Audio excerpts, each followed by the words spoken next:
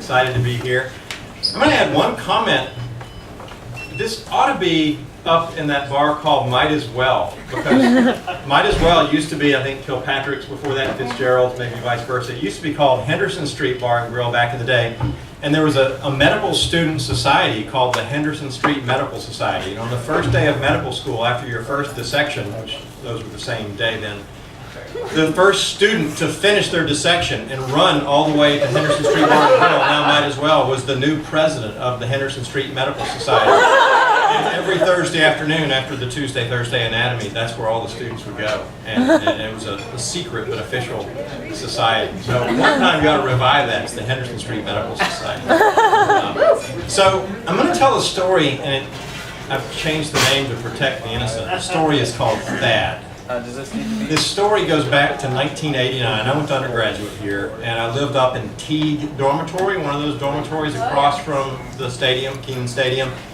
And we were up on the 3rd floor, and we were a bunch of sophomores and feeling like we had kind of grown through our growing pains at that point. We were kind of feeling like we were almost upperclassmen, and we inherited a couple of freshmen in the suite. You know, there's 4 bedrooms, 2 guys each, so 8 total in this suite.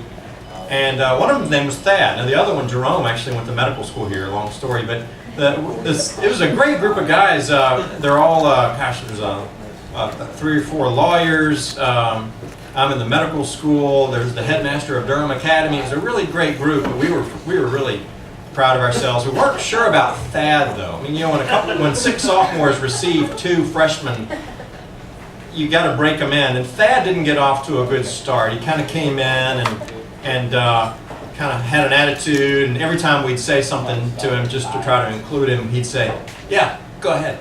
And it made no sense because grammatically his response never fit our question. But he'd always say, yeah, you go ahead. And it got really old after about 3 times. And then we had some boxes stacked up, and he dressed in his karate outfit and came in with his spiked mace and beat all the boxes to shreds and kind of challenged us. And no one liked that.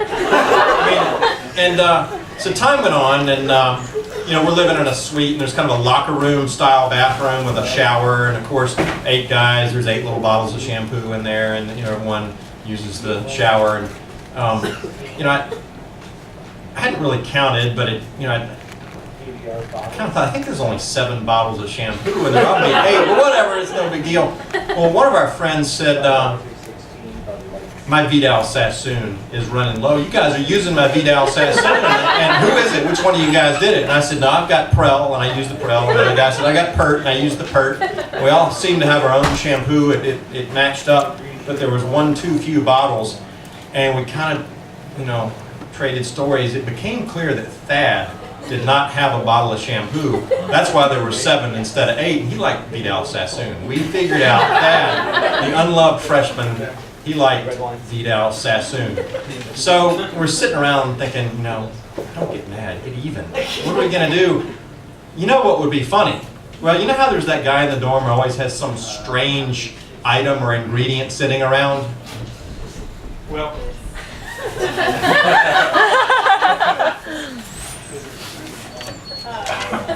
one guy had a bottle of Karo syrup. You use it to make pecan pies. It's light corn syrup. I'm going to, Adam, catch. Ready? Oh, no. I don't know why. One friend of ours had a bottle of Karo syrup, but we thought, you know what would be funny? That's how everything starts. It's bad. You know what would be funny? Let's put a little bit of Karo syrup in the Vidal Sassoon. And don't y'all use it. And the guy who owned the Vidal Sassoons, you know, obviously he wasn't going to use it. We put a little Karo syrup in there, so Thad, the obvious, you know, perpetrator, would kind of lather up with this shampoo with Karo syrup, and after the first day it didn't really seem to have an effect, and we thought, well, it just gets diluted, and of course you know what you do then, put a little extra in, right? I mean, always put a little extra, so we loaded this shampoo bottle up. Maybe every day we added about an ounce. You know, no effect. It's like doing a titer or something.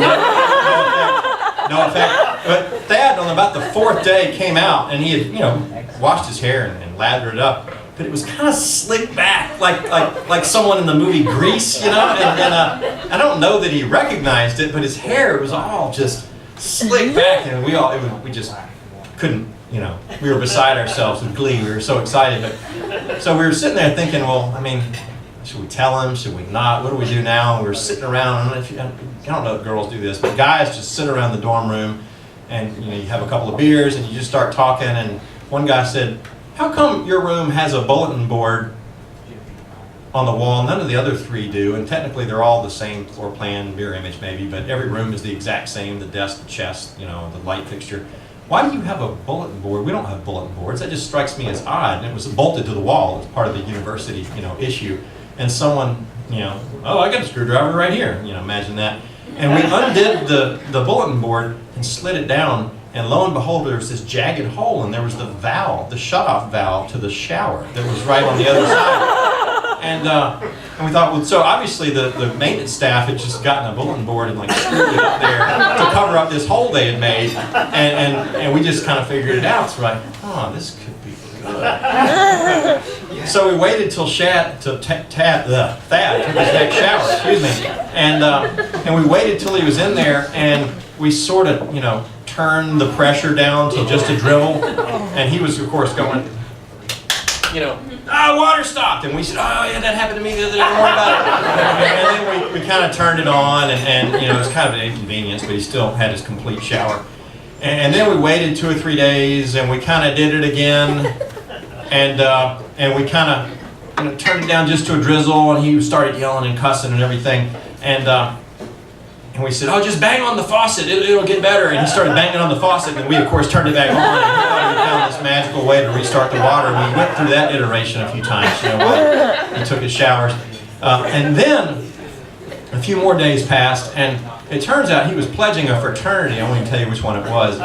And he had at this point, he had been initiated as a spring, and he had some of the pledges waiting on him in his room, and so we just turned the water off. We just left it off, and he had a head full of Karo syrup. We passed it around, and had a head full of Karo syrup, and just turn that bottle and just see how thick it is. Send it all the way around to the back, and get El Sassoon mixed in there. And he was yelling and cussing, and the water was stopped to the shower, and the sinks, you know, still worked, but we had the shower turned off. And he had the pledges go up to the sink one at a time and fill a Carolina cup of water and go in and dump it on his head. But it must have taken these two guys about, I don't know, 65 trips to the sink with these Carolina cups, or He's Not Here cups, or whatever they were, and they totally rinsed his hair out. And so we went through this, and we'd wait a while, and then we'd even do it to ourselves. We'd have someone shut the water off, and then we'd do, oh my God, it got me, oh, I hate this, and then it would come back on. And we did this to him probably about every 3 or 4 days. And we would tell him, like, oh, I hate it when that happens, I hate it.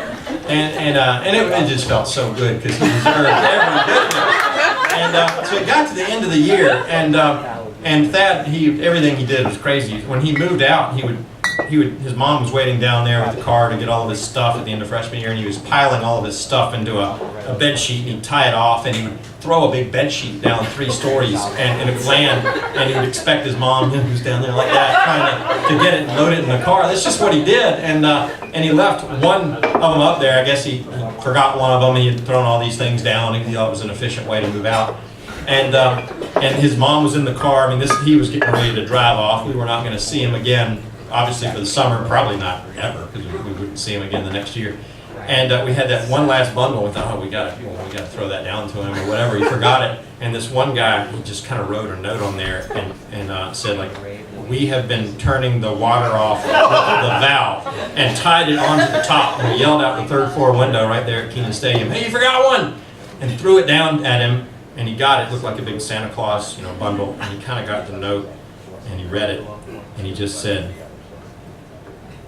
"You're an ass."